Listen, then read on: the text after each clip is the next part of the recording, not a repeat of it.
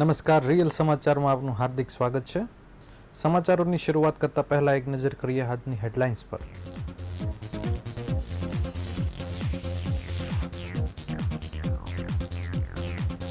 Surat diamond bourse અને એરપોર્ટના નવા ટર્મિનલનું વડાપ્રધાન મોદી દ્વારા લોકાર્પણ.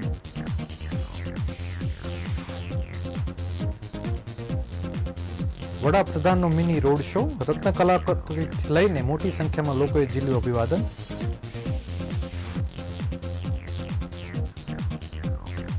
ત્રીજી ટર્મમાં ભારત વિશ્વની ટોપ 3 અર્થવ્યવસ્થામાં થશે સામેલ, મોદીની લોકોને ગેરંટી. 12 સાયન્સની પ્રેક્ટિકલ પરીક્ષાની પેટર્ન જાહેર, વિદ્યાર્થીઓને મળશે તૈયારી માટે સમય.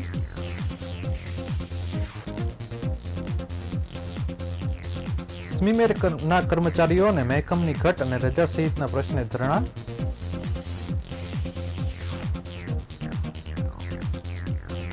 વનિતા વિશ્રામમાં જીઆઈ મહોત્સવ અને હસ્તકલા પ્રદર્શનનું આયોજન, દેશભરના 300થી વધુ કારીગરોએ ભાગ લીધો.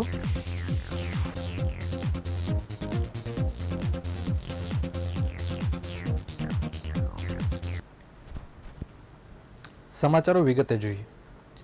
વડાપ્રધાન નરેન્દ્ર મોદીએ વિશ્વના સૌથી મોટી કોર્પોરેટ ઓફિસ હબ એટલે કે સુરત ડાયમંડ બુર્સનું ઉદ્ઘાટન કર્યું હતું. આ કોર્પોરેટ ઓફિસ 4200 વેપારીઓ એક સાથે મળીને વર્લ્ડ ક્લાસ પ્રોજેક્ટને સાકાર કરશે. પીએમ મોદીએ અમેરિકન સંરક્ષણ વિભાગની ઓફિસ કરતાં પણ મોટી સુરત ડાયમંડ બુર્સની ભેટ ગુજરાતની જનતાને આપી છે. 35.54 એકર વિશાળ જગ્યામાં સેન્ટ્રલ બિઝનેસ ડિસ્ટ્રિક્ટ એટલે કે CBD અને સામાજિક, વ્યાપારિક અને શૈક્ષણિક માળખાગત સુવિધાઓ સાથે અતિ મહત્વકાંક્ષી સુરત ડ્રીમ સિટી પ્રોજેક્ટના ભાગરૂપે સાકાર થયેલ બુર્સને વડાપ્રધાન મોદીએ આજ રોજ ખુલ્લું મૂક્યું હતું. અંદાજિત 3400 કરોડના ખર્ચે નિર્મિત વિશ્વના સૌથી વિશાળ કોર્પોરેટ ઓફિસ હબના પ્રારંભ પ્રસંગે મુખ્યમંત્રી ભૂપેન્દ્ર પટેલ સહિત કેન્દ્ર અને રાજ્યના મંત્રીઓ, ડાયમંડ બુર્સના chairman Vallabhbhai Lakhani, director Mathurbhai Savani, Govindbhai Dholakia, Laljibhai Patel, Surat diamond ઇન્ડસ્ટ્રીઝના ચેરમેન દિનેશભાઈ નાવડિયા, બુર્સ કમિટીના સભ્યશ્રીઓ સહિત હીરા ઉદ્યોગના માંધાતાઓ ઉપસ્થિત રહ્યા હતા. સુરત ડાયમંડ મેન્યુફેક્ચરિંગમાં આગવી વૈશ્વિક ખ્યાતિ ધરાવે છે, ત્યારે આ બુર્સ સાકાર થતાં સુરતમાં હવે ડાયમંડ ટ્રેડિંગનું પણ હબ બની જશે. એ સાથે સુરતની વિકાસ ગાથામાં વધુ એક પ્રકરણનો ઉમેરો થશે. બુર્સ બનાવવાનો મુખ્ય આશય ભારતમાંથી હીરા, જેમ્સ અને જ્વેલરીની આયાત નિકાસ અને વ્યાપારને પ્રોત્સાહન આપવાનો છે. તેમજ ડાયમંડ પ્રોડક્શન અને બિઝનેસ સાથે સંકળાયેલી નાની મોટી કંપનીઓ, MSMEને આધુનિક ઇન્ફ્રાસ્ટ્રક્ચર અને ડાયમંડ ટ્રેડિંગનું ગ્લોબલ પ્લેટફોર્મ પૂરું પાડવાનું છે. 175 દેશોના વેપારીઓએ સુરતમાં પોલિશ ડાયમંડ ખરીદવાનું આગવું પ્લેટફોર્મ મળી રહેશે. વિશેષ વાત એ છે કે કોઈ એક વ્યક્તિ કે કંપની નહીં, પરંતુ 4200 વેપારીઓ સાથે મળીને STBનો વર્લ્ડ ક્લાસ પ્રોજેક્ટ સાકાર કર્યો છે. અગાઉ વિશ્વનું સૌથી મોટી ઓફિસ બિલ્ડિંગનું અમેરિકાનું પેન્ટાગો હતું, જે 65 લાખ ચોરસ ફૂટનું બાંધકામ ધરાવે છે. પરંતુ હવે દુનિયામાં સૌથી મોટા બિલ્ડિંગનું સ્થાન ગુજરાતના સુરતના 67 લાખ ચોરસ ફૂટના નિર્માણ પામેલા ડાયમંડ બુર્સ બિલ્ડિંગને લઈ લીધું છે. એટલું જ નહીં, 9 ટાવરમાં પથરાયેલું આ બિલ્ડિંગ ગ્રીન બિલ્ડિંગ છે અને નવીનીકરણ તેમજ ગ્રીન એનર્જીના સર્વોચ્ચ એવું પ્લેટિનિયમ ગ્રેડેડ પણ ધરાવે છે. સાથે જ વિશ્વની શ્રેષ્ઠ કહી શકાય તેવી તમામ સવલતો અહીં ઉપલબ્ધ કરવામાં આવી છે. સુરતમાં વિશ્વની સૌથી ઊંચી સરદાર પટેલ સાહેબની પ્રતિમા, સ્ટેચ્યુ ઓફ યુનિટી, સૌથી મોટો સોલાર રિન્યુએબલ એનર્જી પાર્ક, ચારગણા, અમદાવાદમાં સૌથી મોટું નરેન્દ્ર મોદી ક્રિકેટ સ્ટેડિયમ જેવા અનેક આયામોથી ગુજરાતની આગવી ઓળખ બની રહી છે. એ જ રીતે હવે સુરત ડાયમંડ બુર્સ વિશ્વનું સૌથી વિશાળ કોર્પોરેટ ઓફિસ પણ બનશે. અહીં દેશ વિદેશના ડાયમંડ વેપારીઓ વિશ્વ કક્ષાનું એક નવું વ્યાપાર કેન્દ્ર પણ મળી રહેશે.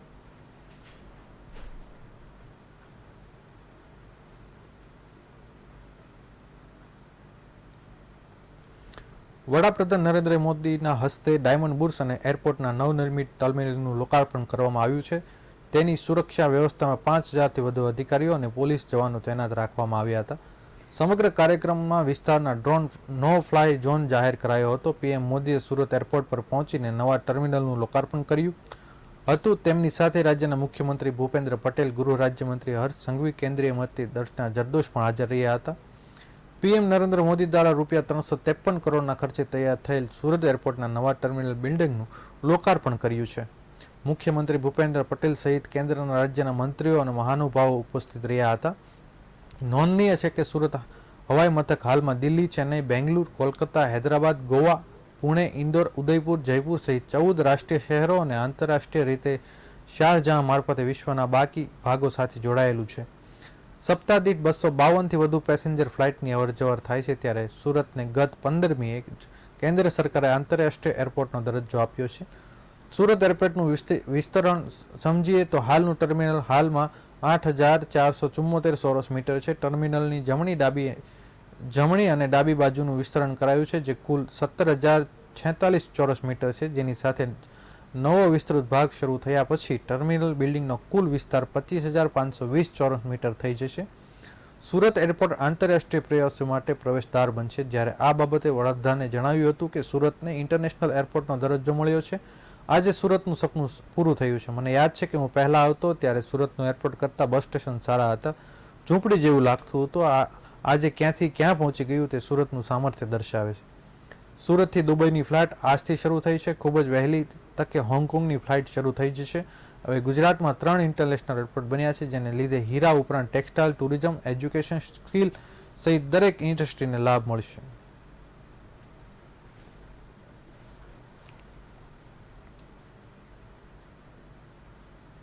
સુરત આવેલ વડાપ્રધાન નરેન્દ્ર મોદીના સ્વાગતની સાથે મિની રોડ શો યોજાયો હતો, જેમાં મોટી સંખ્યામાં રત્ન કલાકારોથી લઈને ભાજપના કાર્યકરો અને પૂર્વ સૈનિકો સુરતના મગદલા સ્થિત સ્વાગત કક્ષ ખાતે પહોંચ્યા હતા, જ્યાંથી તેમણે વડાપ્રધાન નરેન્દ્ર મોદીનું અભિવાદન કર્યું હતું. ભારતીય સેનાના ડ્રેસમાં સજ્જ પૂર્વ જવાનોએ વડાપ્રધાન સેના માટેના કાર્યોને બિરદાવ્યા હતા. મોદીએ કારમાં બેસીને તમામને હાથ હલાવી અભિવાદન ઝીલ્યું હતું.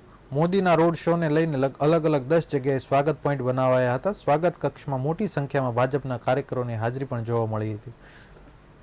પ્રધાનમંત્રી નરેન્દ્ર મોદીના શાસન પછી ભારતીય સેનાની તાકાતમાં વધારો થયો છે, જેના કારણે પ્રધાનમંત્રીની લોકપ્રિયતા પણ વધી છે. પ્રધાનમંત્રી દ્વારા દેશ હિત માટે કરવામાં આવેલા કાર્યોના કારણે તેઓની ચાહના પણ લોકોમાં વધી છે.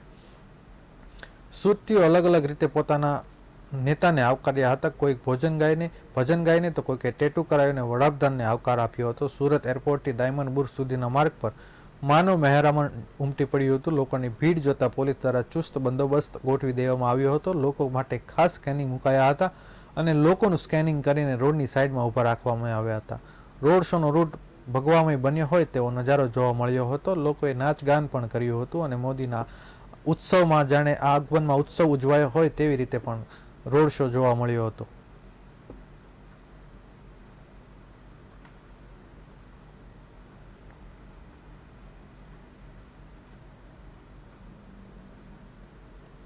સુરતમાં વડાપ્રધાન નરેન્દ્ર મોદીએ સુરતના વિશ્વના સૌથી મોટા ઓફિસનું બિલ્ડિંગ લોકાર્પણ કર્યું હતું. ત્યારબાદ વડાપ્રધાને સભાને સંબોધન કરતા કહ્યું કે સુરત એટલે હુરત.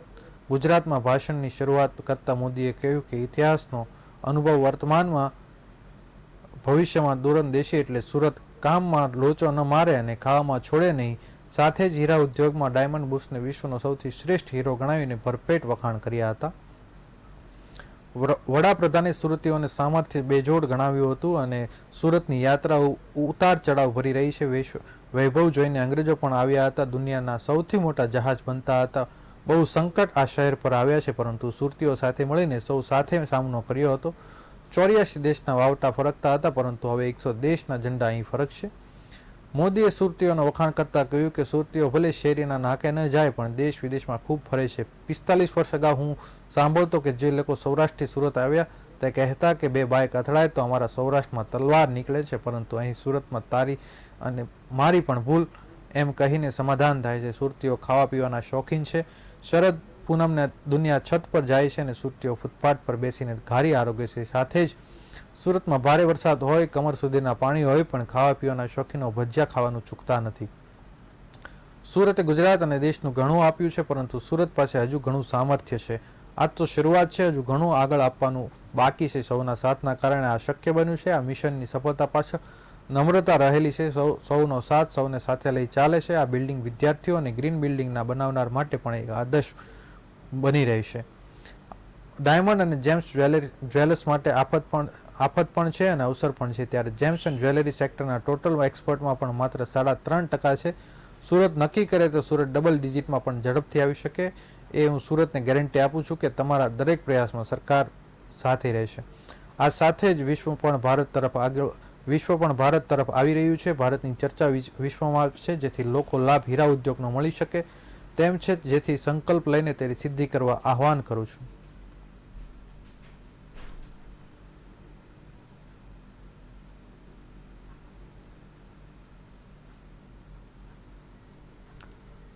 ગુજરાત માધ્યમિક અને ઉચ્ચતર માધ્યમિક શિક્ષણ બોર્ડ ધોરણ 12 સાયન્સની પ્રેક્ટિકલ એક્ઝામનું પેટર્ન જાહેર કર્યું છે. કેમિસ્ટ્રીમાં પાર્ટ એ પુસ્તક સિવાયનો રહેશે અને એમાં એક પ્રશ્ન 17 માર્ક્સનો રહેશે, જ્યારે પાર્ટ બીમાં પુસ્તક સાથે રહેશે. એમાં 4 પ્રશ્નો પૂછાશે. 4માંથી એક પ્રશ્ન 17 માર્ક્સનો અને 2 પ્રશ્ન 6 માર્ક્સના રહેશે, તેમજ એક પ્રશ્ન 4 માર્ક્સનો પણ રહેશે. ફિઝિક્સના વિભાગમાં એકમાં 20 માર્કના અભ્યાસમાં કરાવેલ પ્રાયોગિકમાંથી એક પ્રયોગ પૂછાશે. તે રીતે વિભાગ 2 પણ રહેશે, જેમાં પણ 20 માર્ક્સ અપાયા છે. સાથે 6 માર્ક્સના પ્રયોગને અનુરૂપ મૌખિક પ્રશ્નો રહેશે, તેમજ 4 માર્ક્સનું સર્ટિફાઈડ થયેલી જર્નલ રહેશે. બાયોલોજીમાં 8 માર્ક્સનો એક પ્રશ્ન રહેશે અને 6 માર્ક્સના 2 પ્રશ્ન રહેશે. 3 માર્ક્સના રહેશે, તેમજ 24 માર્ક્સનો પણ પ્રશ્ન 4 રહેશે. આ ઉપરાંત 4 માર્ક્સનો 5મો પ્રશ્ન પણ રહેશે. ગુજરાત માધ્યમિક અને ઉચ્ચતર માધ્યમિક શિક્ષણ બોર્ડ પોતાની વેબસાઇટ પર આ તમામ પેપરની માહિતી અપલોડ કરી છે, જે પ્રશ્નના ઉદાહરણ સાથે મૂકવામાં આવી છે. આમ ધોરણ 12 સાયન્સની મુખ્ય જાહેર પરીક્ષાનો તૈયારી કરતા વિદ્યાર્થીઓને અત્યારથી જ પેપરની પેટર્નની જાણ થઈ છે, તેથી પૂરતી તૈયારી કરવામાં પણ સમય મળી રહેશે એવું વિષય શિક્ષકોનું કહેવું છે. અત્રે ઉલ્લેખનીય છે કે આગામી ફેબ્રુઆરી મહિનાથી ધોરણ 12 સાયન્સની પ્રેક્ટિકલ પરીક્ષાઓ શરૂ થશે.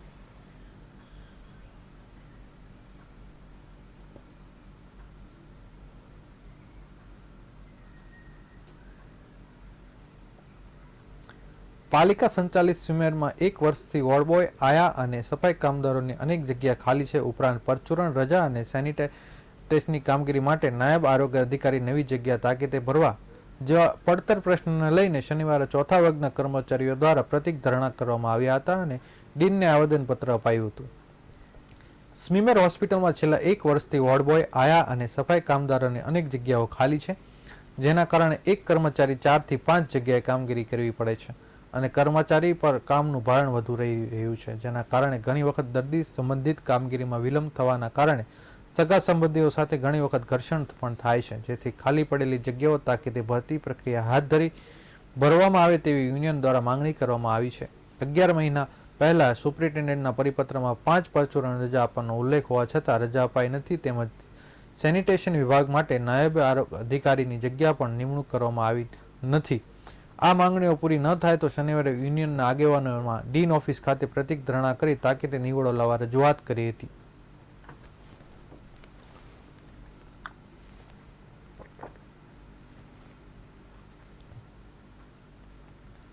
સુરતના અઠવાગેટ સ્થિત વનિતા વિશ્રામ ખાતે તારીખ 16 થી 25 ડિસેમ્બર સુધી જીઆઈ મહોત્સવ અને ઓડીઓપી હસ્તકલા 2023 પ્રદર્શન સહ વેચાણ મેળાની કેન્દ્રીય ટેક્સટાઇલ મંત્રી દર્શનાબેન જરદોશના હસ્તે ખુલ્લો મૂકવામાં આવ્યો હતો. ગુજરાતના વિવિધ જિલ્લાઓની 10 જિયોગ્રાફિકલ ઇન્ડિકેશન ટેગ ધરાવતી હસ્તકલાની વસ્તુઓ પ્રદર્શિત કરવામાં આવી છે.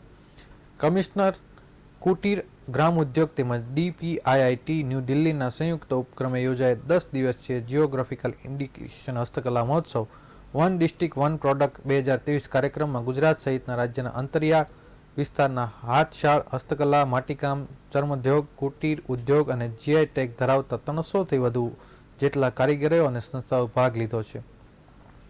ગુજરાતના વિવિધ જિલ્લાઓની કલાને ઉજાગર કરતી રાજકોટના પટોળા, માતાની પછેડી, Pithora, Jamnagari, Bandhani, Kutch shawl, Surat zari craft, gates of Cambay, Tangaliya shawl, Patan Patola, કચ્છની એમ્બ્રોઇડરી, જિયોગ્રાફિકલ ઇન્ડિકેશન વસ્તુઓ આકર્ષણનું કેન્દ્ર બની છે. આ પ્રસંગે કોટેજ એન્ડ રૂરલ ઇન્ડસ્ટ્રીના secretary and commissioner Pravin Solanki, Garvi ગુજરાતીઓના managing director Lalit M Sandhu વગેરે ઉપસ્થિત રહ્યા હતા અને હસ્તકારીગરો અને હસ્તકલા પ્રેમીઓ ઉપસ્થિત રહ્યા હતા.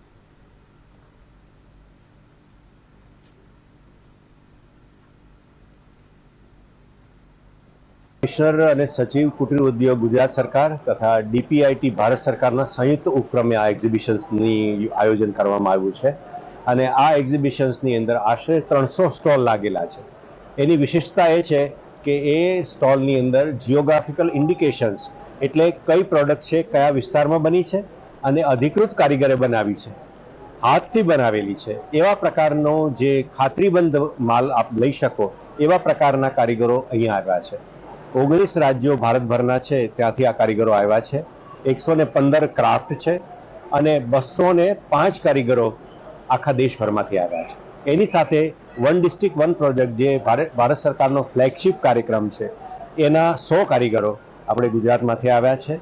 ખાદી અને વિલેજ કમિશન છે એની ખાદી તથા ગ્રામોદ્યોગની વસ્તુઓ એની વિશિષ્ટતા માટેના સ્ટોલ છે અને ગુજરાતની અંદર જે નવા કારીગરો છે એને માટેનું હસ્તકલા કરીને એક નવું પોર્ટલ અમારે ત્યાં પ્રોજેક્ટ ચાલી રહ્યો છે જે કારીગરોને પહેલી વખત સુરતના આંગણે અમે ઇન્ટ્રોડ્યુસ કરી રહ્યા છીએ.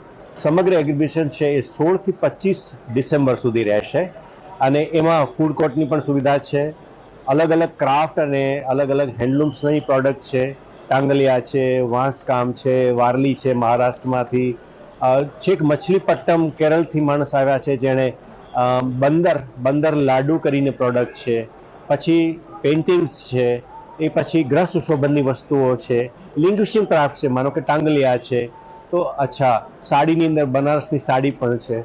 આપ બધાને હું વિનંતી કરું છું બનારસના પાનનો પણ આપ ટેસ્ટ કરજો. એ પણ જીઆઈ પ્રોડક્ટ છે જે ઓફિશિયલી તમે એનો સ્વાદ લઈ શકો છો.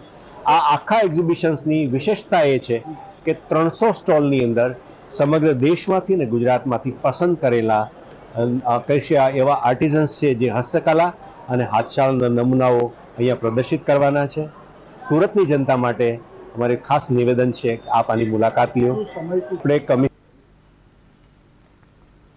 વિદ્યા વિકાસ એજ્યુકેશન ટ્રસ્ટ દ્વારા 125 દીકરીઓની શાહી સમૂહ લગ્નોત્સવનું આયોજન કરવામાં આવનાર છે. તે પૂર્વે શનિવારના રોજ દીકરીઓને પાનેતર વિતરણ કરવામાં આવ્યું હતું, જેમાં તમામ પરિવારોએ ભાગ લીધો હતો. હાલના સમયમાં સમૂહ લગ્ન એ સમજદારીનું પગલું છે, જેમાં ભાગ લેવા માટે આજે અગ્રણી મહાનુભાવો પણ અપીલ કરી રહ્યા છે. ત્યારે સમાજના માતા પિતા વગરની દીકરીઓ અને જરૂરિયાતમંદ દીકરીઓના સમૂહ લગ્નનું આયોજન વિદ્યા વિકાસ એજ્યુકેશન ટ્રસ્ટ દ્વારા ફેબ્રુઆરી મહિનામાં કરવામાં આવ્યું છે, જે પૂર્વે શનિવારના રોજ આ સમૂહ લગ્નોત્સવમાં ભાગ લેનારી તમામ દીકરીઓને પાનેતરનું વિતરણ કરવામાં આવ્યું હતું.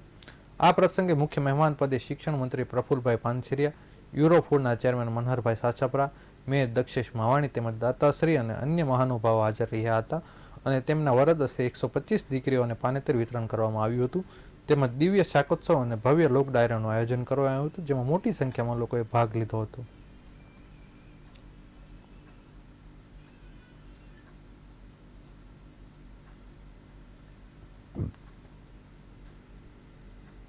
માતા પિતા અને ભાઈ વગરની દીકરી હોય અથવા જરૂરિયાતમંદ દીકરી હોય એમના આવતી 11 ફેબ્રુઆરી એટલે 11-2 તારીખે 125 દીકરીઓના સમૂહ લગ્ન છે.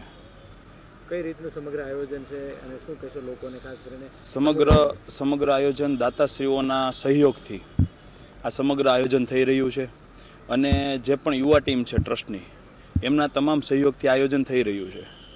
દીકરા અને દીકરીઓને મારે એક જ મેસેજ આપવાનો છે કે આજે આ સમયની અંદર આટલો ખોટો ખર્ચો પહેલાં બહુ મોટા પાયે ખર્ચો કરી નાખીએ અને પાછળથી એમનું દેવું થઈ જાય અને આ બધા પ્રશ્નો સમાજની અંદર આવતા હોય છે. એની જગ્યાએ આ સમૂહ લગ્નની અંદર જોડાય તો દાતાઓનો એવડો સહયોગ મળે છે કે દીકરીના જ એક પણ વસ્તુ ઘટતી નથી. બરોબર છે? તો એ દીકરીઓને એટલો જ મેસેજ છે કે બને એટલા તમે સમૂહ લગ્નની અંદર જોડાઓ. સમાચારો અંત કરતા પહેલા એક નજર કરી આજના મુખ્ય સમાચારો પર. સુરત ડાયમંડ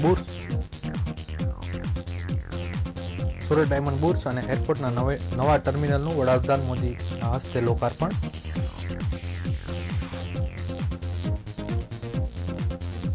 વડાપ્રધાનનો સુરતમાં મિની રોડ શો, રત્ન કલાકારોથી લઈને મોટી સંખ્યામાં લોકોએ ઝીલ્યું અભિનંદન. ત્રીજી ટર્મમાં ભારત વિશ્વની ટોપ 3 અર્થવ્યવસ્થામાં થશે સામેલ, મોદીની લોકોને ગેરંટી.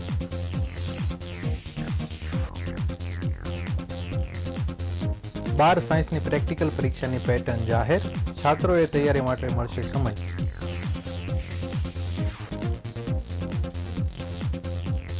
સ્મીમેરના કર્મચારીઓને મહેકમની ઘટ અને રજા સહિતના પ્રશ્ને ધરણા.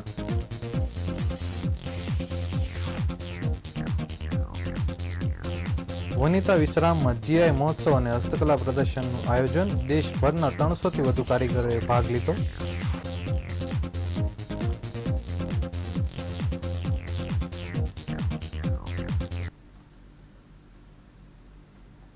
આ હતા અત્યાર સુધીના રિયલ સમાચાર. નવા સમાચારો સાથે ફરી મળીશું. ત્યાં સુધી રજા આપશો. નમસ્કાર.